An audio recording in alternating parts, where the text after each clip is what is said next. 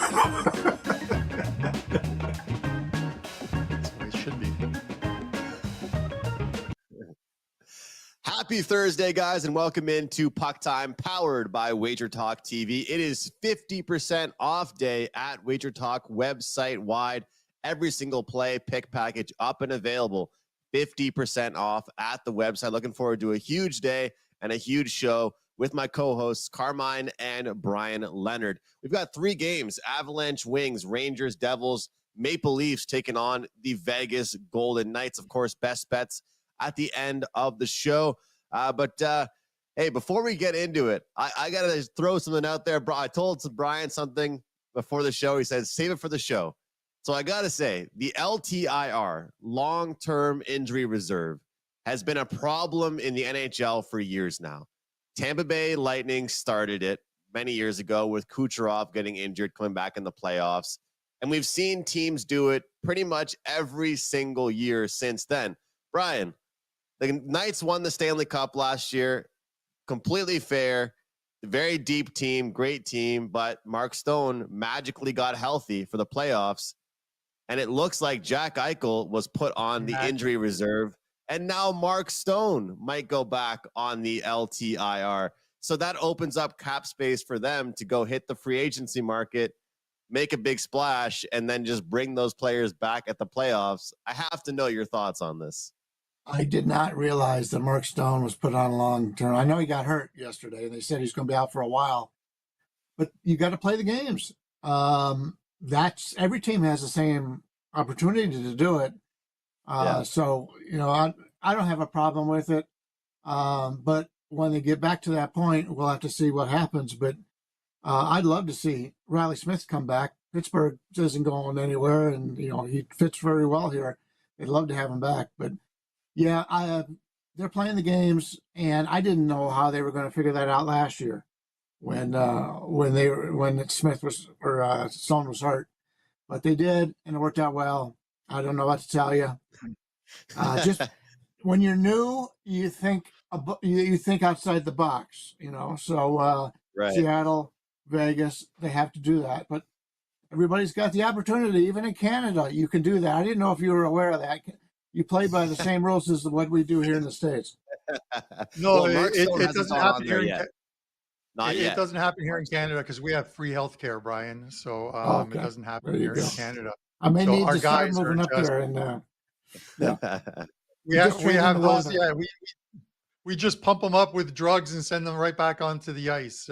It's what they do up here in Canada. But then we also pay about 75% in tax. So there's very little money left over for booze and sports betting. But honestly, with that said, listen, I get it. It's and I agree with Bryan in that sense. It's something that it's a rule, and some teams find a way around it, circumvent it. But it's a rule. If the NHL could tighten it up if they really wanted to, but they don't. It's one that I think is always going to remain there. But I'm not big on rule changes. It's just like the NFL and them talking about wanting to change, and our producers are listening in on this one, the tush push. Let's change something on the brotherly shove. Why? Just because a team found a way to be successful, you would now want to penalize them by changing a rule. It makes absolutely no sense to me. Let the guys play. If they come back, listen, the Tampa Bay did it with Kucherov. It's part of the game. So until something changes, as Bryan said, every team has the opportunity to do it if they really want to. Some teams just don't want to spend the money. I think it was made as a precautionary, kind of like a gift to those teams. Like, hey, we know you have guys injured. We'll give you some cap space. Now it's like, hey, you just take as much time as you need to come back, because we're going to, like you're talking about them picking up Riley Smith, Bryan. They could pick up Jake Gensel if they wanted to. That's how much cap space they're going to have. So it's going to be interesting. But it's all jokes aside, every team has the opportunity to do it. I will say this, Andrew. I will say this. And this is going to be an unpopular opinion amongst some of the people in our chat who are Vegas Golden Knights fans, and Bryan probably as well too. But if the Florida Panthers were healthy in the Stanley Cup Finals because they had numerous injuries. They lost a player on their third line as well too. That was absolutely phenomenal in the playoffs. The Florida Panthers would have beaten the Vegas Golden Knights in that Stanley Cup final with a healthy team. But it is, at the end of the day, to use that old adage, it is what it is. Injuries hit teams at different times during the season. The Panthers went through an absolutely rugged Eastern Conference to beat the teams that they beat in Boston and Toronto to get to where they eventually got in the Stanley Cup, and they just ran out of steam because their players got injured. Unpopular opinion, but I think a healthy Florida team would have won the Cup last year. It certainly would have been a lot closer, at least. I'll throw that out there. It would have been a lot closer, at least. Look forward to the playoffs, but we're a long Stop time sitting away. on the fence. Guys. Let's get yeah. Hey, look. Got a show to do. Well, come on now.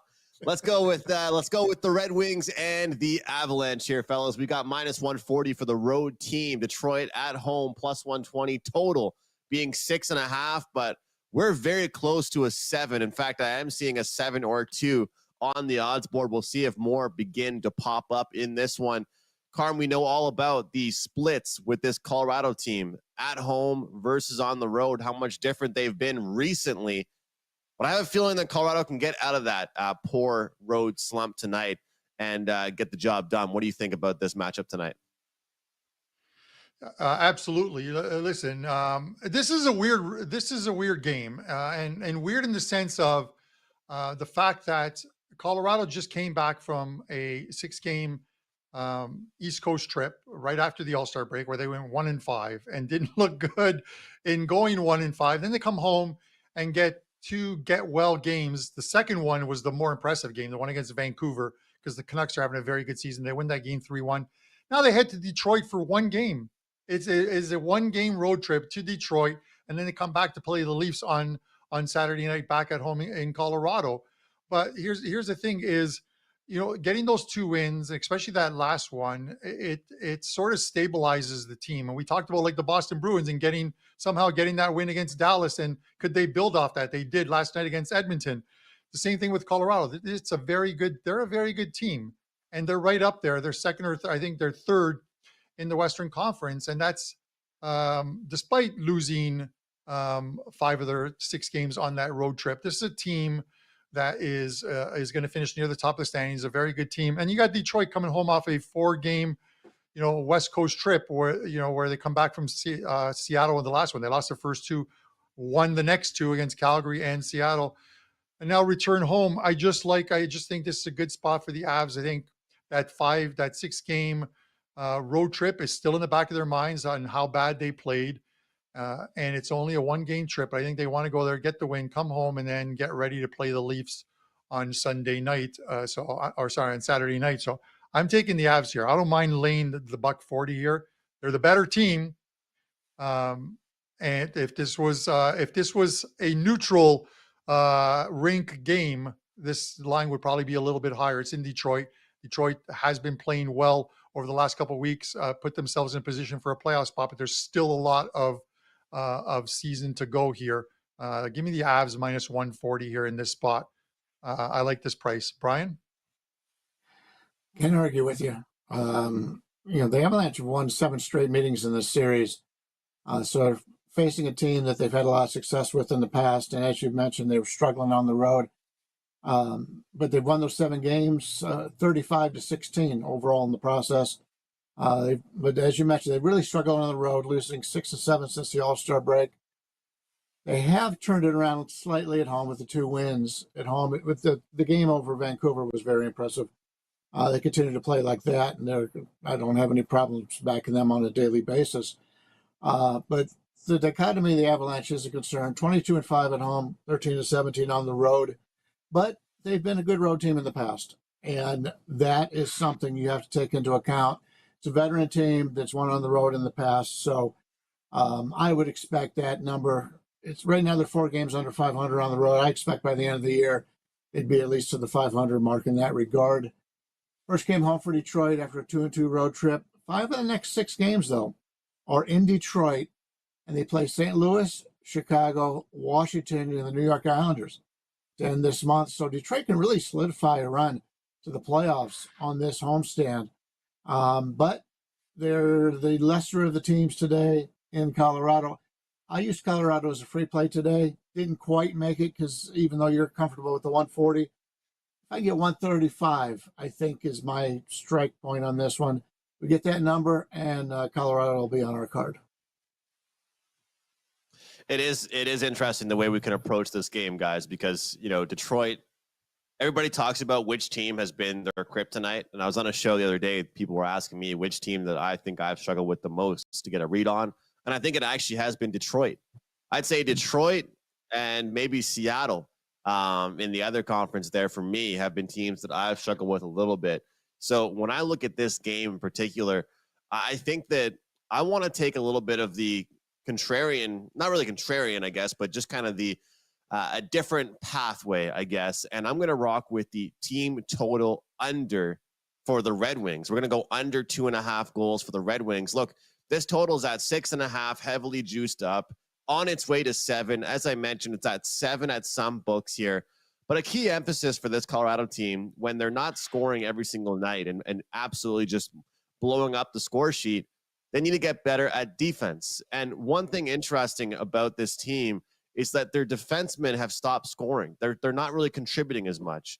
And if you notice, when they have success, it's when they're not really having their defensemen jump into the rush anymore.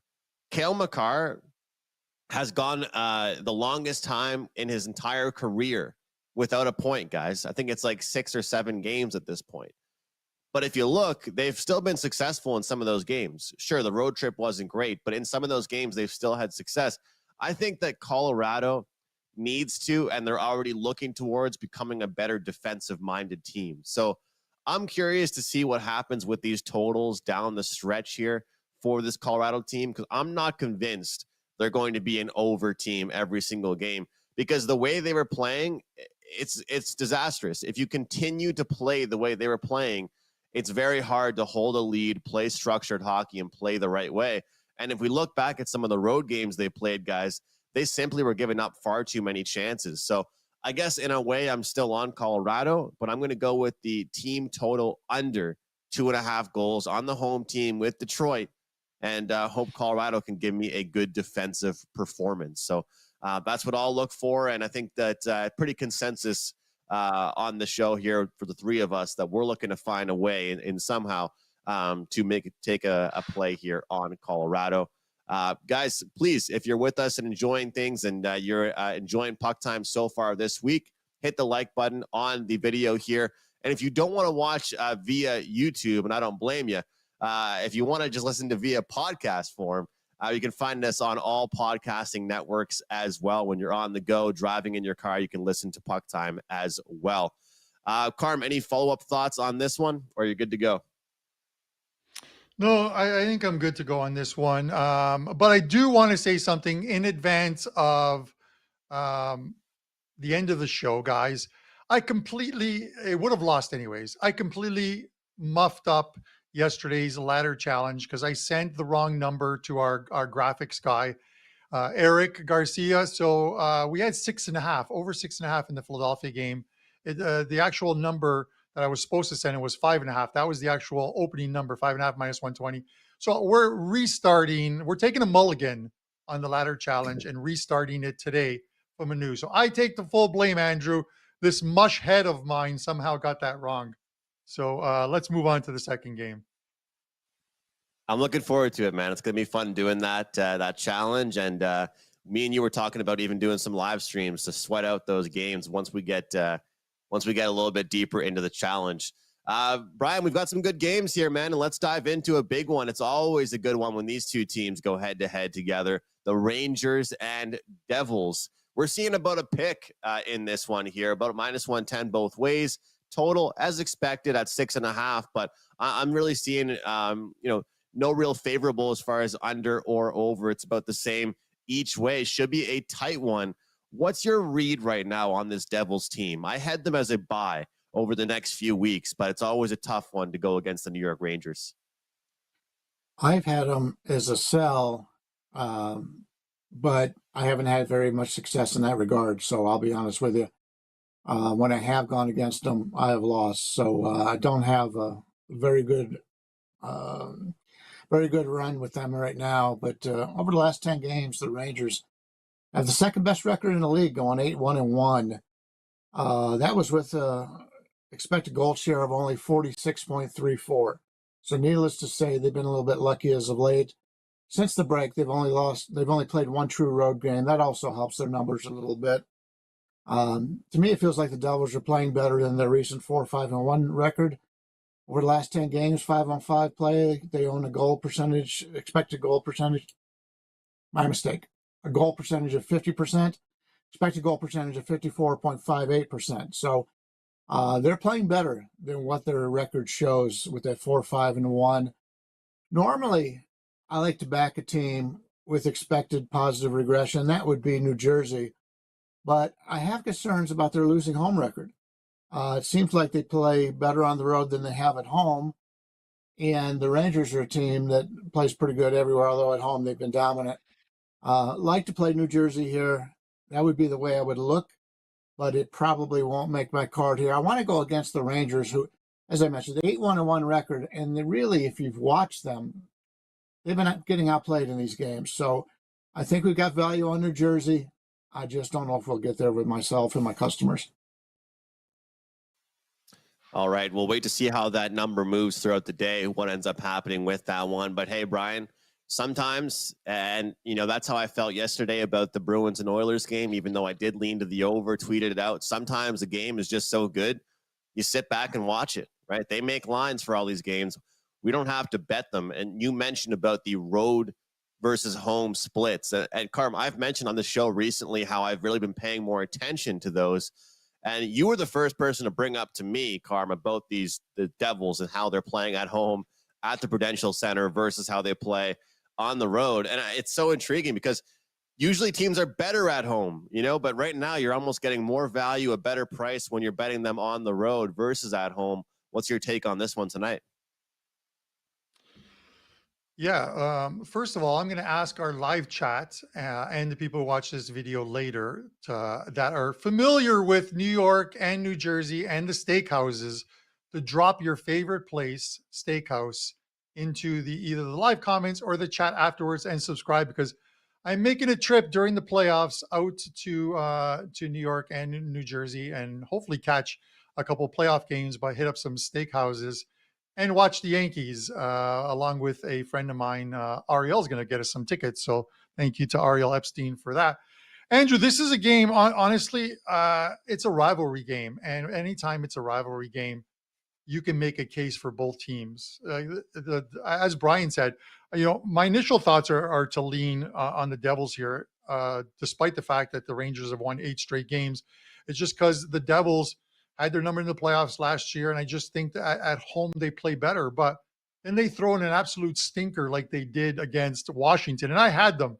I had them on the puck line and the money line. I had split up some units between the two, and they were never in that game. It's unbelievable to me how a team that looks like they had turned the corner and starting to play well throw an absolute stinker in. But when I see something like that, like a score line that just doesn't make sense, I say it in my write-ups, and I've said it on the show. I draw a line through it, and I want to play the team their next game, because I feel they're going to be that much better. They're going to be much better than they have to be much better than they were. And if they throw in another stinker, then the alert sign goes up, and you start looking at what is wrong with this team right now. But you got Shesterkin and Dawes. Dawes is playing good for New Jersey. I think he's their best goalie there right now. I lean New Jersey here. Whether I can get to the window on it, I don't know. I put this game on the schedule for us to discuss because I had a small lean on New Jersey, but I wanted to see what you guys had to say, because I figured you guys would have some stronger opinions on it, because it is one of the marquee games of the night, a rivalry game, a Rangers team that have won 8 straight games. We'll see what happens tonight, but this is a -110 both ways, and I don't see it moving that much more. You might see a little New Jersey money coming in, 115, maybe 120. I think the opener was 115, but I don't think books are going to move this any higher on New Jersey, because then you're going to get the people with the Rangers money coming in and taking the Rangers at like +105 or what have you. So with that said, I'm a small lean on New Jersey here to end the streak, getting in front of that train.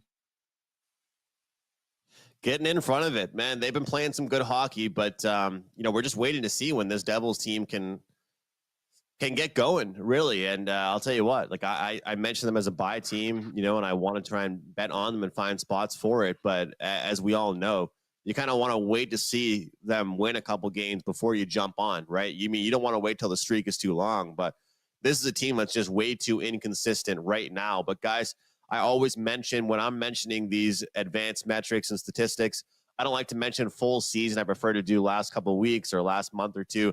So since the calendar turned 2024, we're seeing the Devils 6th from the bottom as far as expected goals against. And we're seeing the Rangers number 10, or 10 from the bottom as far as expected goals allowed. So both these teams defensively are not playing to their caliber. They're not playing very well. They're giving up chances. The defensive game hasn't been great. The forwards aren't back checking very well. So even though the offenses are picking things up, the defenses have not really caught on to the message that they have to get going as well. I like the over 6.5 in this one. Goaltending has been, better obviously for the Rangers, but I think overall this game is going to see a lot of offense. We've got guys like Panarin. We've got guys like Hughes that are out there. The top sixes for both these teams can create a ton of offense. And when you see that these power plays, if they're given opportunities, if we see physicality, if we see chances, I believe they can make the opponent pay. And let's be real here, guys. When you see a 6.5 as the total, you a lot of the times need some power play goals. I think you need 1 or 2 power play goals usually to cash a 6.5. It's very rare to see 7 even strength 5-on-5 goals.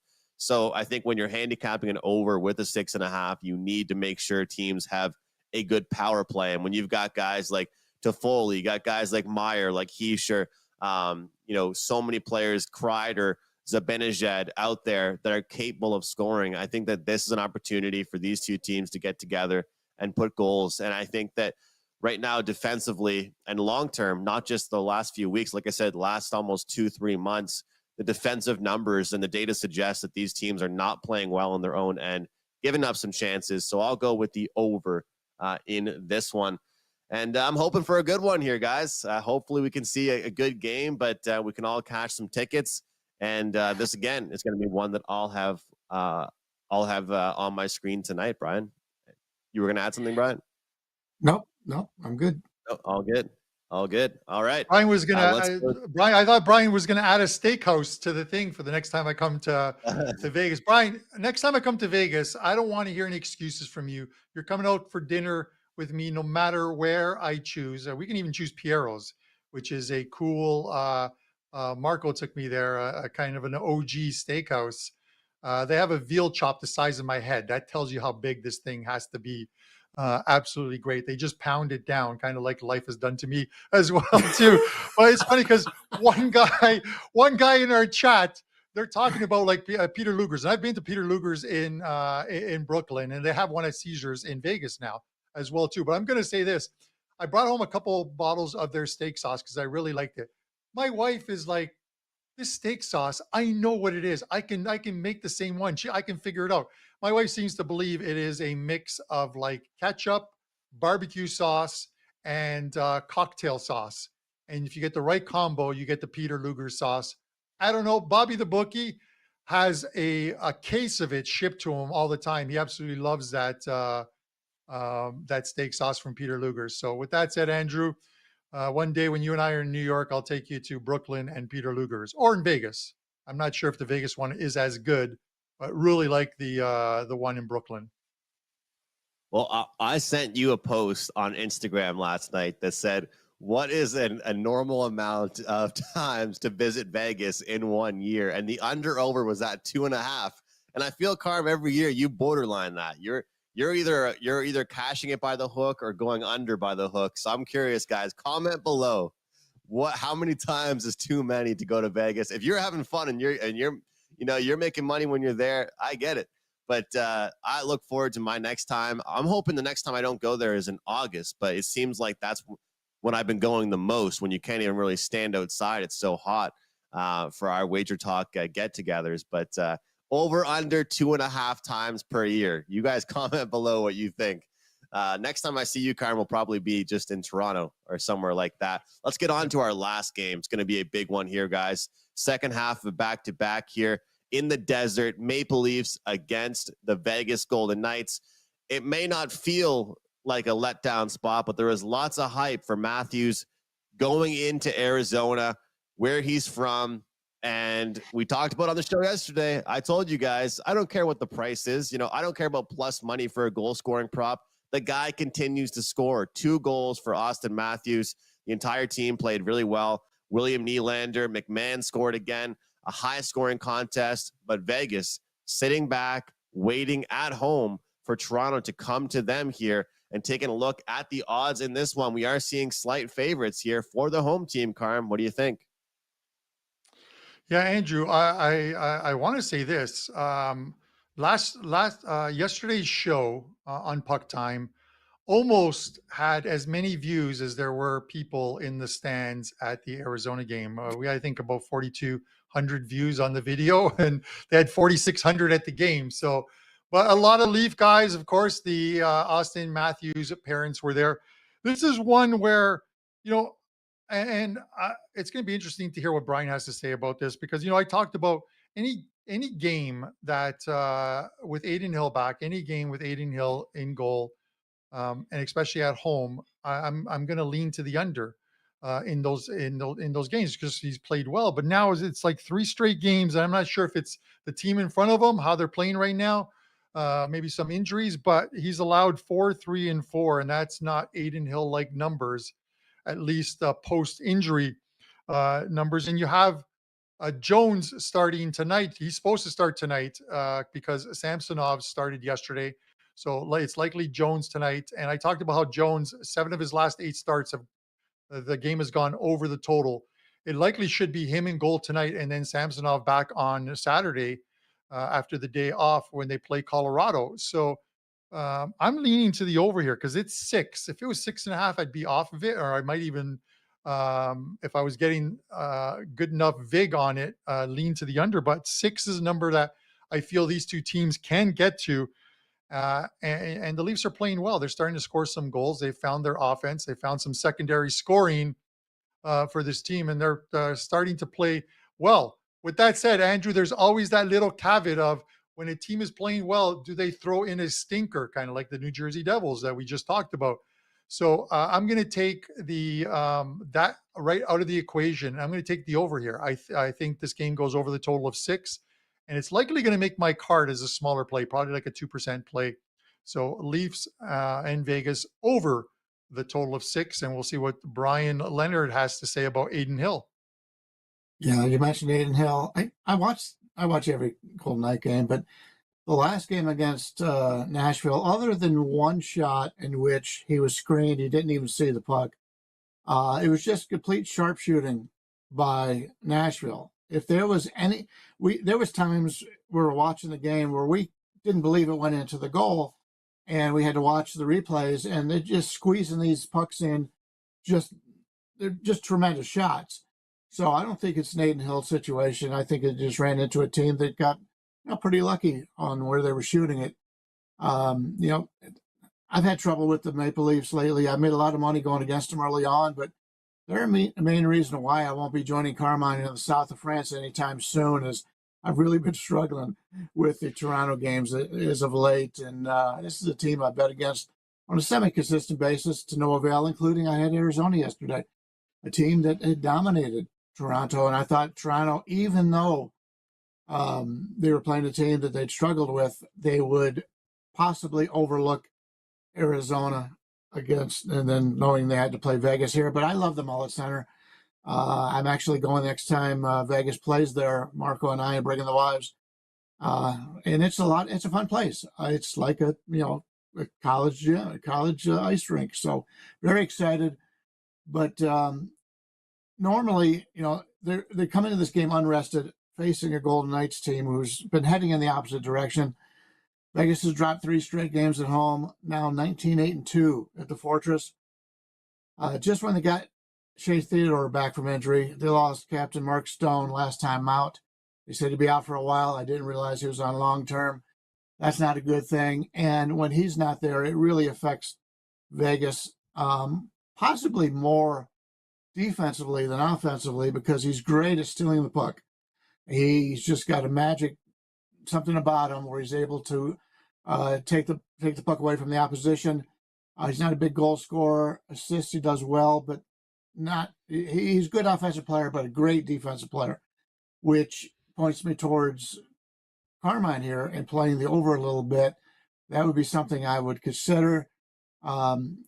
Vegas now trails Vancouver by 10 points.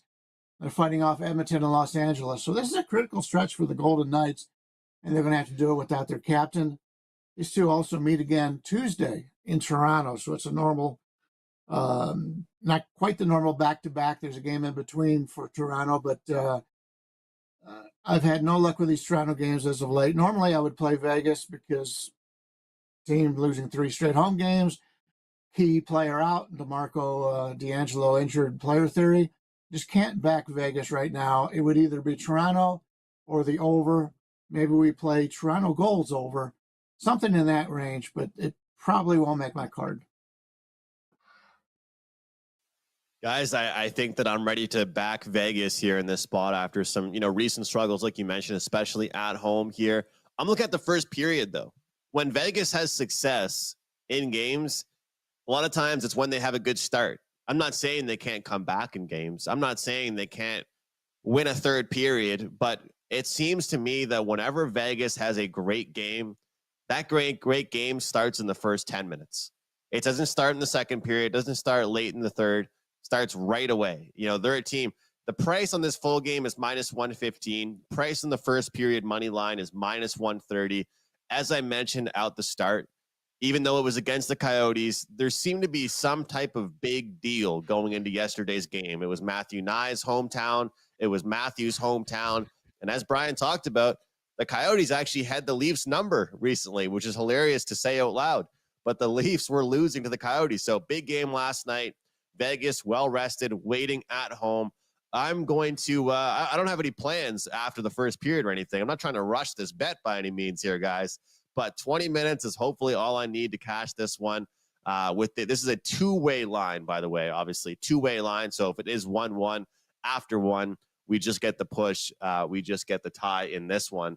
But we're going to go with the first period play here with this team that I think that we'll get a lot of shots on goal. As Carm mentioned, the goaltending has been great for Vegas. And if their offense can produce and step up, then I believe they will get the job done early on in this game. All right, Carm, we're going to get going with the ladder, but you have one more quick thought, but we got to start the streak today, man. We got to get it going. Yeah. Yeah, and listen, let's get to, I completely muffed it yesterday again with our graphics guy, but we got it right today. Whether it's the right pick or not, we're going to find out at the end of the night. But with that said, as we get, we are actually playing this. So this is, it's not just something we're putting up on the screen. We're actually putting dough on this. And then once we get to the third or fourth correct pick, because it's inconsequential right now, but once we get it, I'll actually tweet out tickets so you guys can see the ticket is being played, because the amounts are going to get considerably higher. So it's like 10K or bust. I think we need 7 wins, maybe 8 wins, depending on Vig in a row. We'll see if we can get there, Andrew. But with that said, I'm going to send the ladder challenge over to you. Let us know who we have. Well, look, there's going to be days where we're going to be going with a little bit higher of a favorite. There's going to be days we're going to rock with underdogs, unders, or overs. But today it's great. We're picking a game that is pretty much at a pick-em price here with the Blues. -108, -110, whatever number you can get, shop around. They've lost 3 of their last 4 games, but I believe this is a great spot for them at home to get the job done against the New York Islanders team that simply is not playing the defensive hockey they're known for right now. They're giving up goals. And you look back to that collapse they had in the outdoor classic game. That is a perfect example of this New York Islanders team this season. The old Islanders team would sit back and protect the lead. And right now, this Blues team, sure, their advanced numbers aren't great, but they are getting production from a lot of their lines, and some of their bigger name guys are stepping up. And talk about home versus road splits, guys. I believe this Blues team is a much better team at home. So let's get on the board here, Carm, with a W. St. Louis Blues to kick things off for us. And let's go over to Bryan for what he has going today. 50% off day here, site-wide, wagertalk.com. Bryan, what do you have going? Yeah, I've got one play up in hockey, and I will give that to you as my best bet, so no need to buy that. College basketball has been terrific. 4 on one day yesterday, up to number 3 in net profit on the season in college basketball. As soon as the show's done here, I'll finish up my college basketball work and put that up there. And I've already got 2 games, and I still have a little bit more of the card to finish up. But college basketball has been going great, and you can get that for half off today. If you like, I'll go right into my best bet today, and that's going to be a game where I'm surprised it wasn't on our card because it's a marquee game, and that's Florida and Carolina. To me, that's the best game on the board today. You've got 2 of the hottest teams in the league, combined 17-3 record the last 10 games each. But the Panthers have dominated this series. They've won 8 out of the last 10 meetings, including 5 straight. Both teams have been outperforming their advanced metrics as of late in 5-on-5 play the last 10 games. Carolina's up by 6%. Florida's up by 13%, which would tell me that I would expect a lower scoring game here. And if you take a look at history, it has been a lower scoring situation in the history. Last 10 games in the series, only one time has there been a score of more than 7 goals in this series. They scored 10 one time. But for the most time, it's a lower scoring series. Last year did go over. But this year, I think we're going to get a low scoring game here. The Panthers, since the break, have committed 10 goals in 7 games. That's pretty amazing. Very consistent. On their 4 road games, they've only allowed 3 total goals. So it's something here where I really like the way this Florida team is playing. I expect this to be a playoff atmosphere, as these are 2 teams that could very much meet in the postseason. So we're looking at a Carolina total of 3.5 here. Now it is a little bit juiced. We're going to lay 165 here. I saw it at 160. That's what I gave it to clients at. But right now, there's only a few places that have it out. But under 3.5 and minus 160 is the way I'm going to look here, and probably 165, 170 other places. So keep a lookout for it. And it is early in the day. These team totals get released as the day goes on, so you could probably beat that number. But loving the Florida defense, and I love the history in this series. Give me Carolina under 3.5 goals. The way the Panthers play, man, it's unbelievable. It's great defensive hockey. Bryan, I talk a lot about team total overs. I've been trying to mix in the team total unders as well. Great call. Best of luck tonight, guys. Get all of Bryan's plays over at wagertalk.com. That is a client play you mentioned, though, right, Bryan? Yes, A team total under there. So there you go, guys. Best bet today, but also a client play for Bryan. And Carm, it's been a great run for you as well. What do you have going tonight? Half off day site-wide. Yeah, 3. First of all, I'm laughing. I'm pretty much laughing my ass off at a comment in our live from Karen Heath. Andrew, you and I, we met Karen at one of the meet and greets. Vegas resident, very nice lady, and she shares. She loves our show and also hates Prez. So it is just like the perfect storm. Thanks for tuning in, Karen. Listen, 3 plays up today in Europa League soccer this afternoon. The first one goes at 12:45. 3 plays up right now in the NHL. And I'm going with a completely different game here. And we're taking some plus money here. Let's see if we can build off that big Sabres win over Montreal yesterday as the show best bet with Nashville plus 130. I drew a line through Nashville's loss at home against Dallas, where they lose 9-2. It was an outlier of a game. They come back with wins in St. Louis, who are playing extremely well at home. And then they go to Vegas and beat the Vegas Golden Knights. They score 5 in each game. They're playing well.